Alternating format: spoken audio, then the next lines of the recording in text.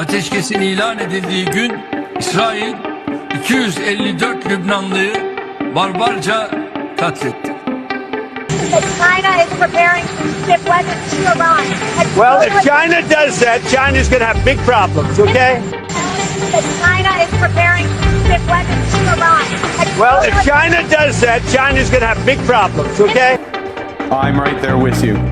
Canada's new government is right there with you, inspired by hardworking, always caring Canadians. From now on, for example, with our new Buy Canadian policy, when the federal government spends, we will select Canadian suppliers by default.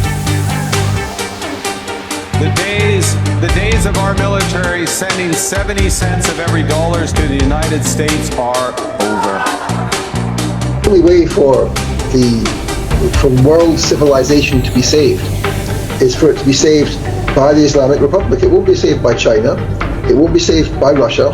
It's only the Islamic Republic who can stand for civilization and stand for the Palestinians. Those two things, of course, are very, very closely linked. If the Palestinians fall, if the axis of resistance falls, we will have a 1,000-year Reich ruled over by the Zionists in Greater Israel, where they will consolidate their power over the whole region and indeed, of course, consolidate their power over the Western. At it now for 21 hours, and we've had a number of substantive discussions with the Iranians. That's the good news. The bad news is that we have not reached an agreement, and I think that's bad news for Iran much more than it's bad news for the United States of America. وفي ضوء الاعتداءات غير المبررة والانتهاكات الجسيمة للسيادة العراقية. Monsieur Trump réduit les capacités balistiques de l'Iran, imposer à l'Iran de renoncer à un programme nucléaire, civil comme militaire, n'est pas un objectif. Et pourtant, le monde est plongé dans un chaos rien de juste.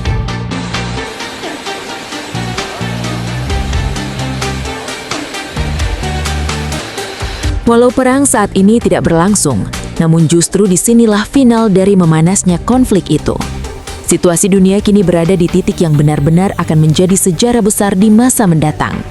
Situasi ini bisa menjadi awal perubahan arah dunia, sekaligus menjadi tanda awal runtuhnya hegemoni Barat. Di tengah pembahasan kesepakatan gencatan senjata, Amerika mencoba bermain setengah langkah.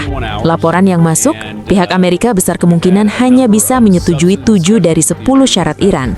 Tapi Iran tidak memberi ruang bagi Amerika. Sebab, 10 syarat dari Iran adalah keputusan final. Tidak bisa ditawar, tidak bisa kurang. Pesannya jelas, kurang satu saja maka kesepakatan tidak pernah ada. Iran bahkan sejak awal tidak percaya pada negosiasi dengan Amerika. Pengalaman masa lalu dianggap sebagai pengkhianatan yang sulit diterima. Namun demi menjaga stabilitas global, Iran masih membuka pintu dialog dengan satu garis tegas. Sebelum kedua belah pihak duduk di meja perundingan, Iran sudah memberi 10 syarat itu untuk dikaji Amerika. Jika pihak Amerika sudah mengkaji dan menerima 10 syarat itu, barulah Iran mau duduk di meja perundingan. Dan yang harus digarisbawahi, asalkan sebuah syarat dari Iran harus dipenuhi Amerika. Jika tidak, maka tidak perlu ada perundingan. Iran juga menegaskan posisinya sebagai korban, bukan pelaku. Dan jika tuntutan mereka diabaikan, Iran sudah menyiapkan langkah yang lebih jauh yang akan mengguncang posisi Amerika, menutup total Selat Hormuz bagi Amerika dan sekutunya untuk selamanya. Ini bukan ancaman kosong, ini tekanan nyata. Kini Amerika terjepit tanpa ruang gerak, bukan dunia yang pertama runtuh, tetapi fondasi ekonomi Amerika sendiri. Jalur energi lumpuh, harga melonjak tak terkendali. Krisis besar bukan lagi kemungkinan, tapi kepastian yang sedang menunggu di depan mata. Kini pilihannya semakin brutal, tunduk pada seluruh syarat Iran atau menghadapi guncangan yang langsung menghantam jantung negaranya sendiri. Ini bukan sekadar keputusan biasa, ini adalah kesalahan terbesar dari pemimpin mereka sendiri. Satu langkah yang salah justru berakhir petaka yang tak pernah terbayangkan oleh siapapun. Ini pertaruhan antara bertahan atau runtuhnya kekuatan Amerika. Tidak ada jalan tengah, tidak ada kompromi. Maju berarti harus siap menghadapi konsekuensi kehancuran ekonomi dalam negeri. Jika menyerah, berarti mengikhlaskan posisi Iran yang akan semakin kuat. Dan kini, dunia sedang menunggu satu keputusan. Dan dari keputusan itu, akan mengubah peta kekuatan global untuk selamanya. Dan menariknya lagi, melihat situasi yang semakin kompleks, Spanyol kini bersikap tegas. Mereka melawan agresi Israel yang dinilai semakin brutal, di luar batas, bahkan dipenuhi pelanggaran internasional. Israel dianggap sebagai sumber kekacauan, namun hingga saat ini mereka tetap tak tersentuh. Spanyol juga menilai Donald Trump telah terseret terlalu jauh dalam membantu ambisi Israel hingga rakyat Amerika Serikat yang harus menjadi korban dan menanggung akibatnya. Karena itu, Spanyol memutuskan hubungan diplomatik dengan Israel. Menanggapi hal itu, respons keras langsung disampaikan oleh Benyamin Netanyahu. Ia mengancam siapapun yang tidak membantu kepentingan Israel akan dianggap musuh dan siap menerima konsekuensi.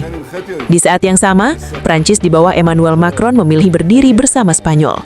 Prancis menjauh dari Amerika agar tidak terseret dalam ambisi Israel mewujudkan Israel Raya.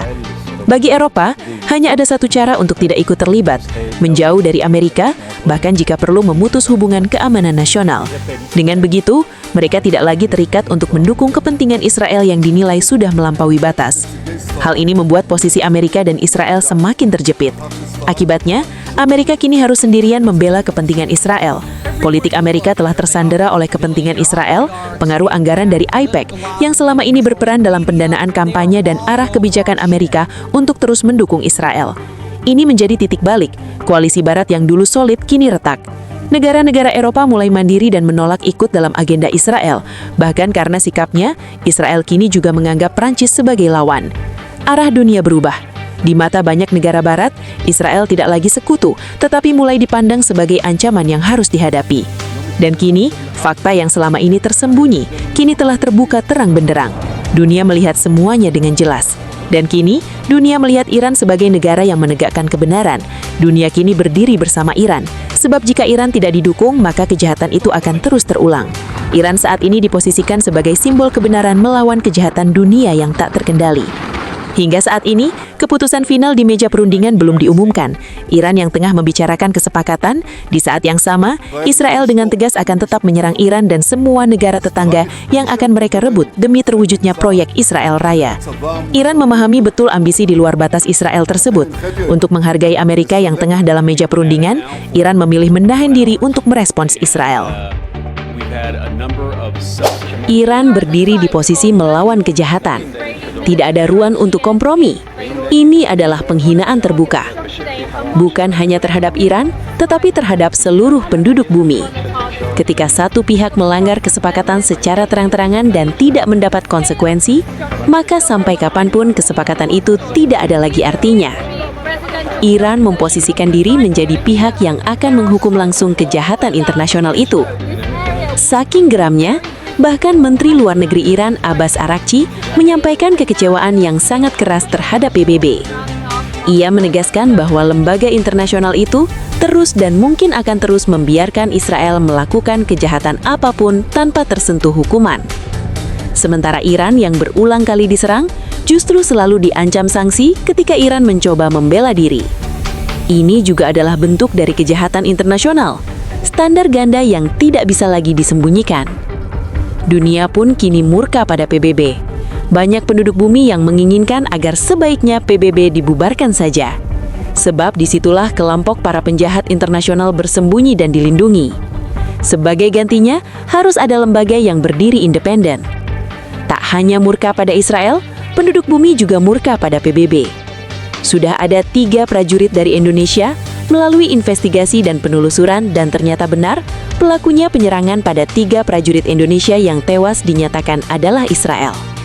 Namun PBB pun tidak bertindak apa-apa, hanya sebatas ucapan mengutuk dan mengatakan tindakan seperti ini tidak boleh lagi terulang.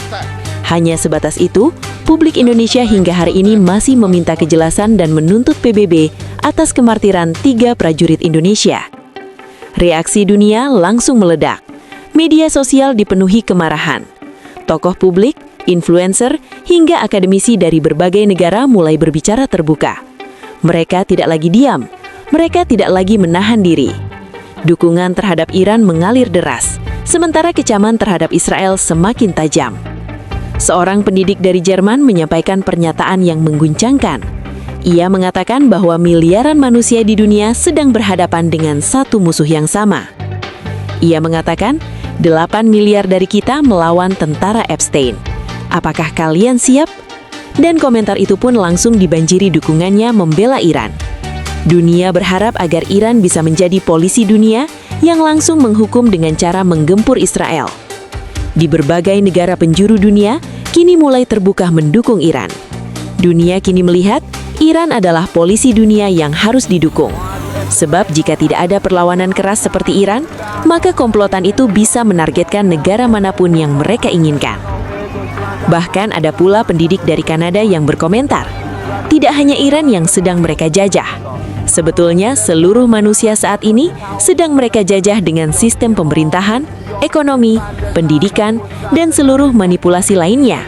Orang-orang merekalah yang menciptakannya. Kesulitan hidup yang kalian rasakan saat ini adalah sistem yang mereka buat yang kini sudah tersebar ke seluruh dunia. Dunia internasional sudah tidak tahan lagi. Penduduk bumi benar-benar gemes dan murka, seolah mereka ingin turun langsung melawan kebiadaban negeri Zionis itu. Dan kini dunia melihat pemandangan yang belum pernah terjadi. Seluruh dunia benar-benar berdiri bersama Iran. Bahkan Iran diposisikan sebagai bangsa Persia, sang pahlawan dunia yang menegakkan kebenaran untuk menciptakan kedamaian dunia. Pernyataan itu langsung mendapat dukungan luas. Banyak yang merasa bahwa konflik ini bukan lagi soal wilayah. Ini sudah menjadi persoalan global tentang kejahatan dan penghinaan pada seluruh penduduk bumi yang langsung dipertontonkan di hadapan dunia. Dari Kanada, suara serupa juga muncul. Seorang pendidik menyatakan bahwa yang sedang terjadi bukan hanya penjajahan terhadap satu negara. Ini adalah sistem yang menekan banyak pihak di berbagai sektor, mulai dari politik, ekonomi, hingga pendidikan. Pernyataan ini memperkuat pandangan bahwa konflik ini memiliki dampak jauh lebih luas daripada yang terlihat di permukaan. Kemarahan publik tidak terbendung. Di berbagai negara Eropa dan bahkan di Amerika sendiri, gelombang protes bermunculan. Masyarakat menuntut pertanggungjawaban. Mereka mendesak agar pemimpin yang terlibat segera diadili. Ini bukan lagi sekadar kritik. Ini adalah tekanan nyata dari rakyat terhadap pemerintah mereka sendiri. Di dalam lingkaran internasional, situasi juga mulai berubah. Banyak pihak mulai menjaga jarak dari Amerika. Kekhawatiran muncul bahwa kebijakan yang diambil justru membahayakan stabilitas global. Aliansi yang sebelumnya solid mulai menunjukkan retakan. Di sisi lain, Iran justru mendapatkan momentum. Dukungan dari berbagai negara dan masyarakat dunia menjadi dorongan besar. Iran tidak lagi berdiri sendiri. Mereka berhasil menunjukkan bahwa apa yang mereka peringatkan sejak awal kini terbukti. Sejak awal sebenarnya Iran tidak percaya pada gencatan senjata yang ditawarkan. Mereka memahami pola yang berulang. Namun mereka tetap menerima kesepakatan itu. Bukan karena percaya, tetapi Iran ingin membuktikan langsung sifat asli negeri Zionis itu ke seluruh dunia. Dan sekarang bukti-bukti itu sudah sangat jelas. Israel melanggar kesepakatan yang dimediasi Pakistan. Tidak ada lagi ruang untuk menyangkal. Dengan kondisi ini, Iran menyatakan tidak akan lagi menerima gencatan senjata dalam bentuk apapun. Mereka menilai kesepakatan semacam itu hanya digunakan sebagai alat untuk mengatur ulang serangan. Iran kini bersiap merespon dengan kekuatan yang lebih besar dari sebelumnya. Ancaman dari Amerika tidak membuat Iran mundur. Sebaliknya, justru memperkuat posisi Iran. Karena fakta di lapangan menunjukkan bahwa pelanggaran dilakukan oleh Israel. Ini memberikan legitimasi bagi Iran untuk bertindak. Dukungan dari berbagai pemimpin dunia juga mulai terlihat. Tidak semua disampaikan secara terbuka, tetapi sikap mereka menunjukkan perubahan arah. Banyak yang mengakui bahwa Iran memiliki alasan kuat untuk merespon. Di jalanan kota-kota besar dunia, demonstrasi terus berlangsung. Bukan hanya sekedar protes, tetapi juga aksi nyata. Penggalangan dana dilakukan untuk membantu Iran. Ini adalah fenomena yang jarang terjadi. Dukungan tidak hanya dalam bentuk kata-kata, tetapi juga tindakan. Publik di negara-negara barat mulai menunjukkan kejenuhan. Mereka melihat pola yang sama berulang kali. Mereka melihat tindakan yang sangat berbahaya, dan mereka tidak ingin lagi diam. Semua ini menjadi bahan bakar bagi Iran. Dukungan moral dari berbagai penjuru dunia meningkatkan kepercayaan mereka. Mereka tidak hanya melihat konflik ini sebagai konflik regional, tetapi sebagai bagian dari perjuangan yang lebih besar. Dukungan dunia kini benar-benar mengalir deras kepada Iran. Iran menjadi simbol dari melawan kejahatan di muka bumi. Dunia ingin melihat Iran menghukum keras kejahatan di muka bumi ini. Saat ini Iran menjadi wakil dari seluruh umat manusia. Jika Iran kalah, maka kejahatan itu akan terus berlangsung dan akan terus mencari target negara berikutnya. Dan jika Iran menang, maka kejahatan bisa diminimalisir agar tidak lagi semena-mena dengan kedaulatan negara lain di seluruh dunia. Dan menariknya, dunia saat ini menganggap ada 4 negara adidaya, yaitu Rusia, Cina, Amerika, dan Iran. Iran menjadi negara penyeimbang kekuatan dunia. Iran menjadi tembok kokoh yang berdiri pada kebenaran melawan kejahatan, agar kejahatan tidak dengan mudah merajalela di muka bumi. Saat ini Iran sedang mempersiapkan langkah berikutnya. Bukan langkah kecil, bukan respon terbatas, tetapi sebuah serangan yang dirancang untuk memberikan dampak besar. Amerika kembali mengeluarkan ancaman, namun Iran memberikan respon yang tegas. Jika Amerika ikut campur, maka mereka juga akan menjadi target. Ini adalah peringatan yang disampaikan tanpa ragu. Situasi global kini berada di titik yang sangat berbahaya. Ketegangan meningkat, kepercayaan terhadap kesepakatan internasional runtuh, dan dunia sedang menyaksikan bagaimana satu pelanggaran bisa memicu eskalasi besar. Iran sudah mengambil keputusan.